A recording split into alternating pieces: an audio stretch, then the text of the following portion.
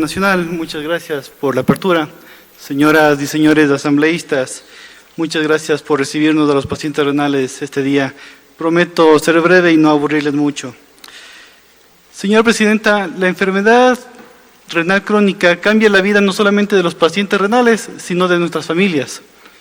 Una cosa es la vida antes de la enfermedad renal y otra cosa es la vida después de una enfermedad como esta. No solamente para los pacientes, sino para todas nuestras familias.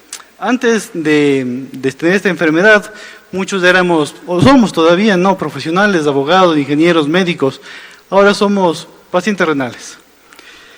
Esa es una gran diferencia en el cambio de vida, ¿no? Yo les quisiera preguntar a ustedes, señores asambleístas, no sé qué estábamos haciendo ustedes ayer, martes, a eso de las 8 de la noche, a las 12 de la noche, no sé, capaz cenando con sus familias, viendo alguna película, descansando, probablemente lo que hacen las personas que no tenemos esta enfermedad. Yo durante el último año, 4 meses, todos los martes, jueves y sábados, de 8 de la noche a 12 de la noche me encuentro conectado a una máquina para intentar sobrevivir. Sin embargo, mi caso, señores, es un poco diferente. Quien me antecedió en la palabra nombró algunas de las causas por las que se puede llegar a esta enfermedad, ¿no? Generalmente se llega a esta enfermedad por una hipertensión descontrolada, una diabetes descontrolada o causas congénitas. Mi enfermedad renal crónica se lo debo al sistema de salud público de este país. Se lo explico. Mi padre tenía insuficiencia renal crónica igual que yo, más o menos por el año 2020. El año 2021 comenzamos los trámites para yo donarle un riñón, ¿no? Ustedes saben, es la única solución que esta enfermedad tiene, así que optamos por esa vía. Después de optar por esa vía, después de algunos percances en los hospitales públicos, falta de turno, de esperas prolongadas, bueno, nada que nos sorprenda ya, llegamos al punto en que la operación era factible. Cuando pasamos por la revisión del equipo quirúrgico, nos dijo el equipo quirúrgico del Hospital Carlos Andrade Marín, y esto, señora Presidenta, señores asambleístas, lo puedo entregar a quien usted requiera, pues el hospital no tenía insumos, porque en la política pública de ese momento, 2023, tener insumos en hospitales públicos no era una prioridad, seguramente era un lujo. Bueno, tocó comprar suturas, hasta guantes estériles, algunos drenes, porque en el hospital público no había. Aquí están las facturas, que ustedes lo pueden observar, $129, $112 y $241. Es decir, quien no tiene para operarse en un sistema de salud público, que es contradictorio, pues simplemente no se opera. Una vez ya llegamos a la operación consistía en que a mí me extirparan el riñón izquierdo, yo me quedaba con el riñón derecho y mi papá tendría otro riñón y tendría una nueva vida. Pues la operación salió mal.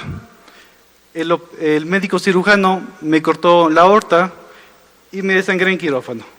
Perdí el otro riñón y ahora yo soy un paciente renal más. Claro, los percances de una operación de alto riesgo pueden pasar, pero el percance no fue solamente ese.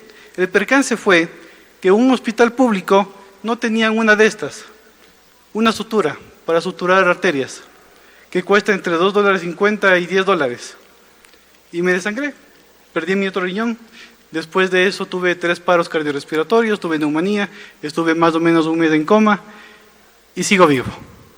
¿Por qué? No lo sé, hay que ver.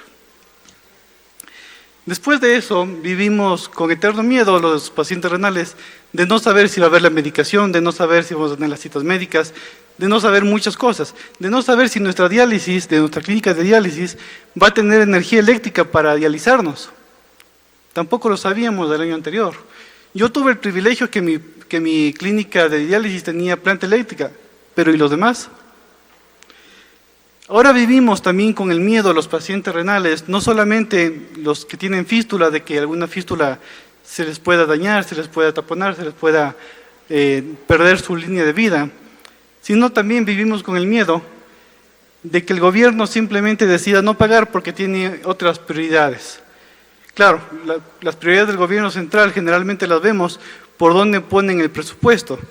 Está claro que las prioridades del actual gobierno lamentablemente son pagar al Vaticano antes que pagar a las clínicas de diálisis.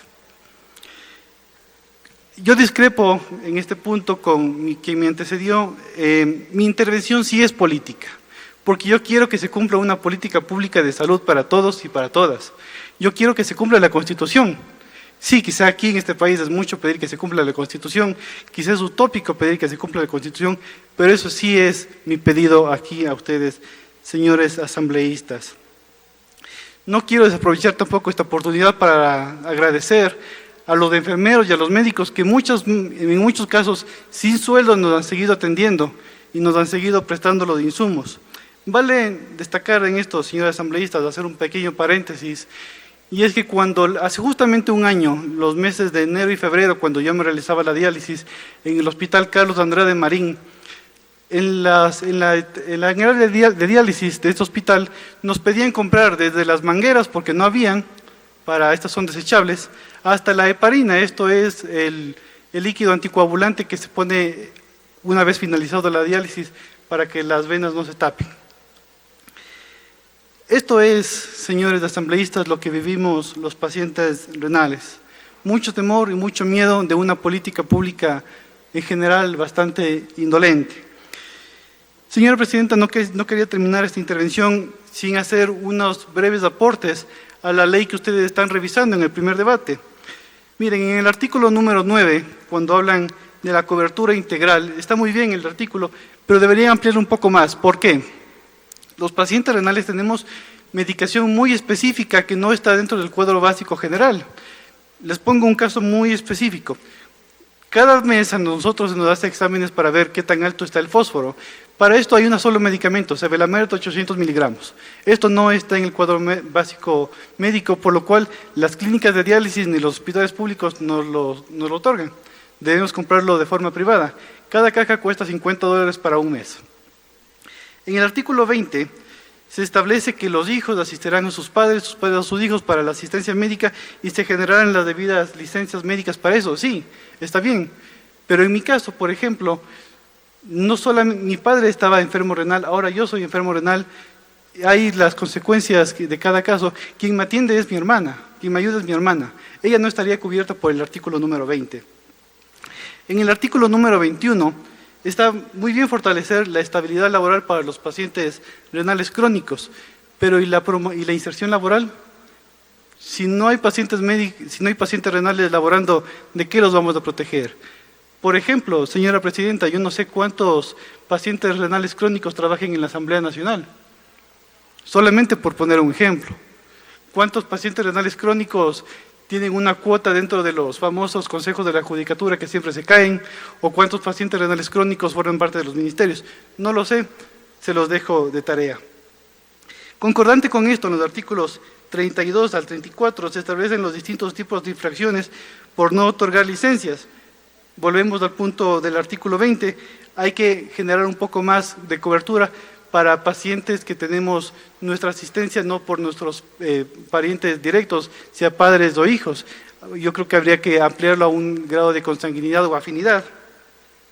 Y finalmente, la ley se queda corta, por no decir no contempla, en los cuidados post-trasplante. Yo espero tener mi trasplante próximamente porque es lo único que me haría salir de esta situación.